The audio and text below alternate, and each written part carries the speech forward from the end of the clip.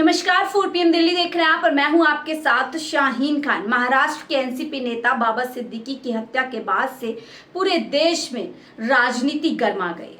महाराष्ट्र की सरकार सवालों के घेरे में है कि आखिरकार खुलेआम एनसीपी नेता की हत्या कैसे हो गई, किस तरीके से उनकी हत्या की साजिश रच दी गई। कई सवाल अब महाराष्ट्र की सरकार से पूछे जा रहे हैं कि आखिरकार कैसी कानून व्यवस्था महाराष्ट्र में स्थापित है जहां पर अपराधियों के अंदर भय नहीं है और ऑटो के अंदर अपराधी आते हैं और एनसीपी नेता को गोलियों से भून करके चले जाते हैं और पुलिस देखती रह जाती है। हालांकि इस पूरे मामले में अपराधियों को पकड़ लिया गया और जांच शुरू हो गई, लेकिन सवाल अभी भी खड़े हुए हैं कि कैसी कानून व्यवस्था भारतीय जनता पार्टी स्थापित करने की कोशिश कर रही है। जहां जिन राज्यों में डबल इंजन की सरकार बताई जाती है वहां पर पूरी तरीके से अपराध दिन पर दिन बढ़ते जा रहे हैं।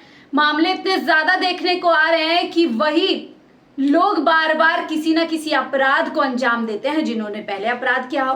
अब इस पूरे मामले में देखिए, जिस अपराधी का नाम आ रहा है, जो पूरी जिम्मेदारी इस अपराध को लेकर के ले रहे हैं, उन पर को लेकर भी महाराष्ट्र सरकार पर सवाल खड़े हैं। आपको याद होगा कि किस तरीके से सलमान खान को धमकी दी गई थी और सलमान खान के घर पर गोली चला करके कहीं ना कहीं सलमान खान को नुकसान पहुंचाने की कोशिश की गई थी। इसके बाद महाराष्ट्र सरकार ने तमाम दावे किए थे कि वो कानून व्यवस्था को लेकर के पूरी तरीके से एक्टिव है और अब किसी भी तरीके की इस तरीके की घटना ना हो पाए उसके लिए सरकार पूरी जिम्मेदारी के साथ शासन प्रशासन को पूरी तरीके से अलर्ट कर चुकी है। लेकिन 6 महीने बाद ही आप देखिए कि किस तरीके से महाराष्ट्र सरकार के ही नेता एनसीपी के बाबा सिद्दीकी पूरी तरीके से अपनी जान से हाथ गंवा बैठते हैं। अब इसको लेकर के देखिए अलग अलग प्रतिक्रियाएं आ रही हैं। अगर इसकी आंच पूरी तरीके से अब देश के अलग अलग राज्य में जा पहुंची है, जहां इस पूरे मामले को लेकर हरियाणा महाराष्ट्र में तो सियासत गर्मा ही गई है।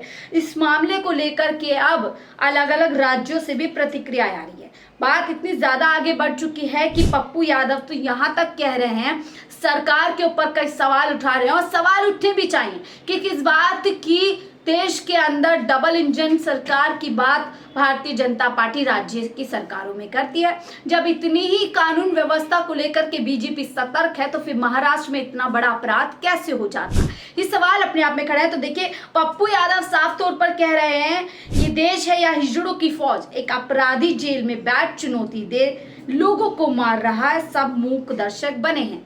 साथ ही कह रहे हैं कभी मूसेवाला कभी करनी सेना के मुखिया, अब एक उद्योगपति राजनेता का मरवा डाला। कानून अनुमति दे तो 24 घंटे में इस लॉरेंस बिश्नोई जैसे 2 टके के अपराधी के पूरे नेटवर्क को खत्म कर दूंगा। पूरी तरीके से चुनौती दे रहे हैं। महाराष्ट्र सरकार के कार्यशैली पर सवाल उठा रहे हैं कि आखिरकार महाराष्ट्र की सरकार इतनी विफल क्यों है, जो अपराधी बार बार जो है पूरी तरीके से धमकी दे करके अपराध को अंजाम देता है, वो भी गुजरात की जेल में बैठ करके। तो इस तरीके से महाराष्ट्र की सरकार क्यों कानून व्यवस्था बनाए रखने में असफल आ रही है। एक और बात देखिए, पप्पू यादव कह रहे हैं महाराष्ट्र में महाजंगल राज है, वायु सिक्योरिटी सुरक्षा में सरकार समर्थक। पूर्व मंत्री बाबा सिद्दीकी जी की हत्या इसका शर्मनाक प्रमाण है। बिहार के बेटा बाबा सिद्दीकी की हत्या अत्यंत दुखद। बीजेपी गठबंधन सरकार अपने दल के इतने रसूख वाले नेताओं की रक्षा ना कर पा रही है तो आम लोगों को क्या होगा।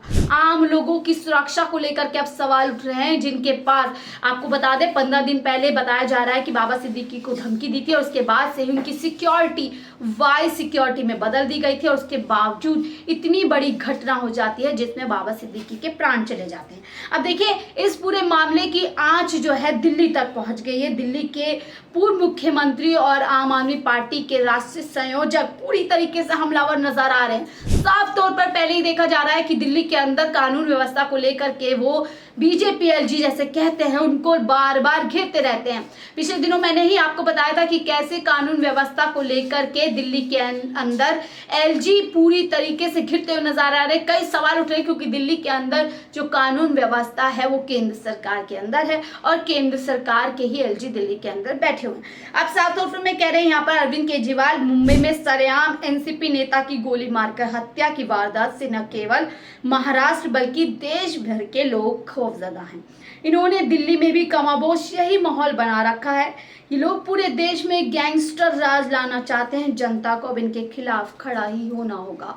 कह रहे हैं पूरी तरीके से कि देश भर में गैंगस्टर राज लाना चाहते हैं। देखिए जिस तरीके से चीजें सामने आ रही है कि एक बिश्नोई नाम का गैंगस्टर गुजरात की जेल में बैठ करके लोगों को धमकी देता है, लोगों की हत्याएं करवा देता है, तो सवाल बिल्कुल वाजिब है कि बीजेपी की सरकार आखिर क्या कर क्या रहे। केंद्र में बीजेपी और राज्यों में भी बीजेपी है, गुजरात के अंदर भारतीय जनता पार्टी की सरकार है, पूर्ण बहुमत की सरकार है। तो ऐसे में कोई अपराधी जेल में बैठ करके कैसे इस पूरे मंसूबे को अंजाम दे देता है, सवाल अपने आप में वाजिब है। देखिए पूरी तरीके से कह रहे हैं दिल्ली में आए दिन हो रही गोलीबारी के लिए भी भारतीय जनता पार्टी जिम्मेदार है। और अब भारतीय जनता पार्टी से लोग सवाल कर रहे हैं कि आखिरकार उनके राज्य में जनता की सुरक्षा लिए कौन जिम्मेदार है। आपने पिछले दिनों में भी देखा होगा दिल्ली के अंदर किस तरीके से कारोबारी को भून करके मौत के घाट उतार दिया जाता है, रिश्वत की बात की जाती है। पूरी तरीके से दिल्ली के अंदर आए दिन आप सुनते होंगे कि कोई ना कोई अपराध